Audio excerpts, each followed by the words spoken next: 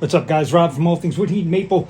Drop lines. You know I use them. If you've seen my videos, I've got a bunch of hanging buckets that I'm adding to my sugar bush when I tap it. But I use a lot of drop lines. They're a pain in the butt sometimes at the end of the year to secure. I've been using zip ties. A lot of you guys probably do this as well. It works okay. You put a few together, but then you've got to cut them if you're out in the sugar bush, if you're getting your stuff together so you can go out and tap. So here's what I do now. This Christmas, my wife bought me reusable zip ties.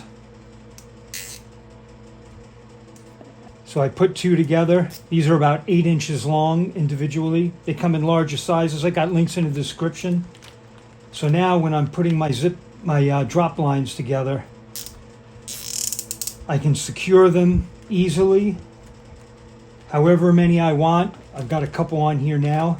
And when I'm actually working with these, they open up really easy. So as I'm pulling them out, putting them on my trees, setting up my taps, I don't have to have these opened up all separate. I can just loosen up the zip tie as I go.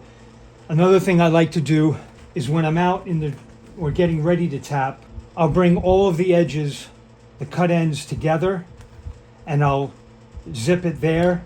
And then I know, looking at the other side, how long my tubes are. So if I've got a long drop from the ground up to the tap, I know which one to pull out. Put a packet of these in your sugar bush kit. I've got a box. You've seen that in my other videos. I'm going to add a bunch of these this year. I got these last Christmas, and I'll always have them on hand. Hey, do me a favor, hit that like button and also subscribe if you haven't. If you're not happy with it later on down the road, you can just hit the unsubscribe button, but I'd like to get to 1,000 subscribers before next year comes around. And of course, I've got links in the description for you guys.